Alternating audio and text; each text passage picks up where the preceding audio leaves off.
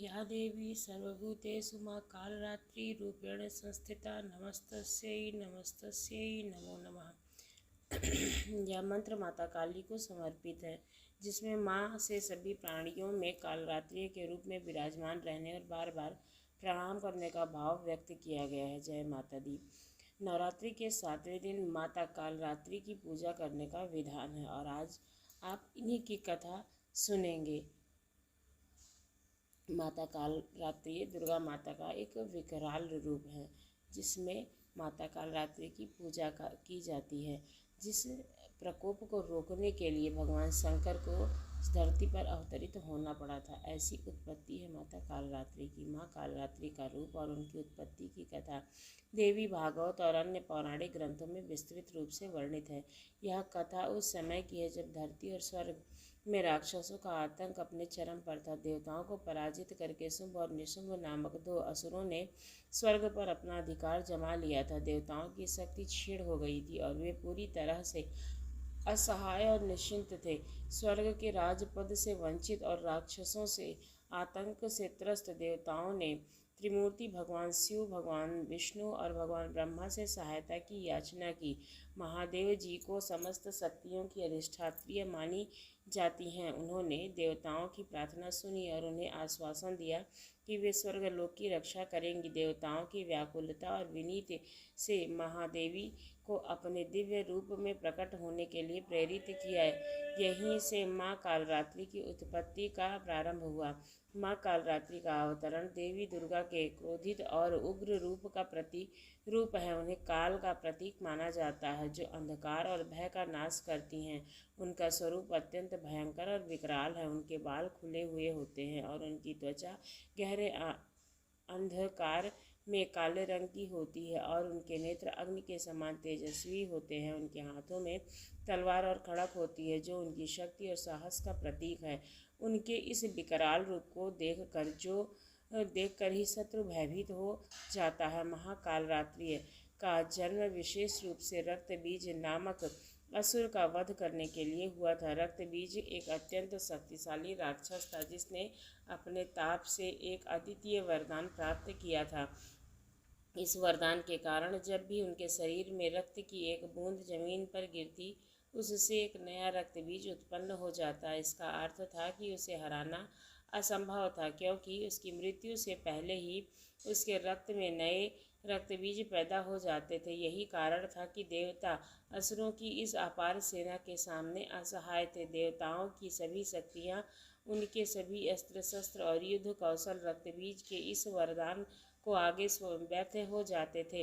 रक्त बीज हर बार अपनी असंख्य संख्या में बढ़ती सेना के साथ देवताओं पर आक्रमण करता और विजय प्राप्त करता। इससे देवताओं को भयानक संकट का सामना करना पड़ रहा था। उन्होंने जब देखा कि रक्त बीज को पराजित करना उनके लिए असंभव नहीं है, तो उन्होंने महादेवी से प्रार्थना की। महादेवी ने देवताओं की प्रार्थना सुनकर रक्त बीज का अंत करने के लिए माता कालरात्रि के रूप में अवतार लिया। उनका यह रूप अत्यंत विकराल, शक्तिशाली और क्रोध से परिपूर्ण है।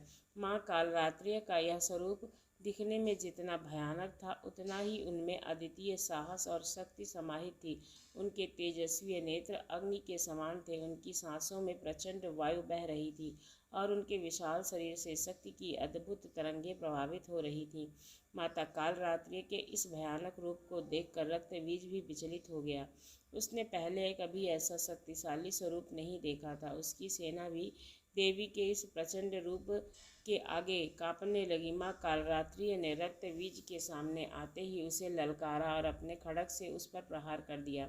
रक्त बीज पर जब खड़क से घाव हुआ तो उसके शरीर से रक्त की बूंदें धरती पर गिरने लगीं।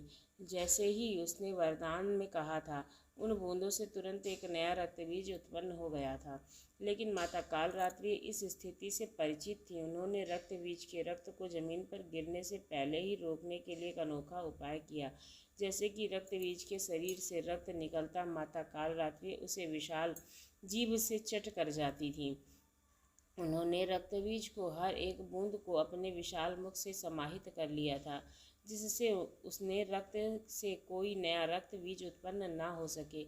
यह दृश्य अत्यंत भयानक था, लेकिन यह रक्त बीज के अंत का एकमात्र उपाय था। माता कालरात्रि के इस विकराल रूप और उनकी असीम शक्ति के आगे रक्त बीज कमजोर पड़ने लगा और उसकी हर चाल नाकामयाब हो गई। हर बार जब माँ कालरात्रि पर प्रहार करता तो देवी उस पर और भी प्रचंड रूप से हमला करती। माँ कालरात्रि ने रक्त बीज का पूर्ण रूप से संहार कर दिया। उन्होंने रक्त बीज की समस्त शक्तियों को निकाल लिया और उनके अंत के साथ ही देवताओं की विजय हुई। माता कालरात्रि के इस स्वरूप ने यह सिद्ध कर दिया कि चाहे कितनी बड़ी भी विपत्ति क्यों न हो, यदि साहस और दृढ़ संकल्प के साथ उसका सामना किया जाए तो उसे हराया जा सकता है।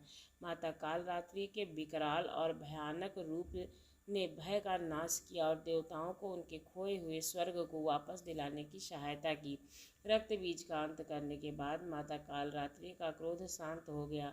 उनका यह अवतार केवल रक्त बीज के विनाश के लिए था, लेकिन उन्होंने अपने साहस और शक्ति से संपूर्ण संसार को यह संदेश दिया कि भले ही शत्रु कितना ही शक्तिशाली क्यों न हो, सत्य और न्याय की रक्षा के लिए अत्यंत अधर्म का ही नाश होगा। माँ कालरात्रि का यह रूप आज भी हमें भय मुक्त साहस और शक्ति का प्रतीक दिखाता है। उनकी पूजा करने से भक्तों के जीवन से सभी प्रकार के भय और संकट दूर हो जाते हैं। उनका यह विकराल स्वरूप हमें यह शिक्षा देता है कि कठिनाइयों का सामना करने के लिए हमें अपने भीतर की शक्ति को पहचानना और उसका प्रयोग आवश्यक है। माता कालरात्रि की कृपा से हम हर प्रकार के भय अवरोध को पार कर सकते हैं, क्योंकि उनका यह स्वरूप हमें असीम साहस और शक्ति प्रदान करता है। इस प्रकार माँ कालरात्रि की उत्पत्ति और उनकी विजय की कथा साहस एक अनूठी मिसाल है। माता कालरात्रि का स्वरूप अत्यंत विकराल और भयावह है, जो शत्रुओं को भयभीत करने के लिए है, परंतु अपने भक्तों के लिए यह स्वरूप करुणा और सुरक्षा का प्रतीक है। उनके स्वरूप का विस्तार से वर्णन इस प्रकार है। चार भुजाएं अर्थात कालरात्रि चार भुजाओं वाली है। उनके दो हाथों में खड्ग और लौह अस्त्र होते हैं और शत्रुओं का विनाश का प्रतीक है। अन्य दो हाथ आशीर्वाद और भय मुद्रा में होते हैं, जो उनके भक्तों को सुरक्षा और साहस प्रदान करते हैं। काली माँ की देह का रंग काला है और अज्ञान और अंधकार का नाश करने का संकेत है। उनका यह रूप साहस की सभी बुराइयों और नकारात्मकताओं को समाप्त करता है। विकराल मुख और ज्वाला, माँ के मुख से अग्नि की ज्वाला प्रकट होती है और उनका रूप इतना भयानक होता है कि बुराइयाँ स्वयं ही नष्ट हो जाती हैं। उनके बाल खुले और बिखरे हुए होते हैं, जो उनके क्रोध और शक्ति का प्रतीक है। माता कालरात्रि का वाहन गधा है, जो उनके त्याग और पराक्रम का प्रतीक है। यह वाहन दर्शाता है कि माता कालरात्रि ने सभी भौतिक वस्तुओं का त्याग कर केवल धर्म की रक्षा और शत्रुओं का संहार करने के लिए यह रूप धारण किया। माता कालरात्रि का प्रमुख कार्य राक्षसों और बुराइयों का नाश करना था। उनका यह कार्य विशेष रूप से रक्त बीज का वध करने के लिए था। उन्होंने केवल रक्त बीज का ही नहीं, बल्कि शुंभ और निशुंभ जैसे दैत्यों का भी संहार किया और संसार में शांति की स्थापना की। रक्त बीज का वध करना असंभव सा हो गया था, क्योंकि उनका खून गिरते ही उसके नए रक्त बीज उत्पन्न हो जाते थे। तब माँ कालरात्रि ने अपने विकराल शक्ति का प्रदर्शन किया। तो दोस्तों, ये थी माता कालरात्रि के बारे में कथा। आपको ये कथा कैसी लगी ज़रूर बताइएगा। अगर अच्छी लगी हो तो चैनल को सब्सक्राइब करना ना भूलिएगा। धन्यवाद।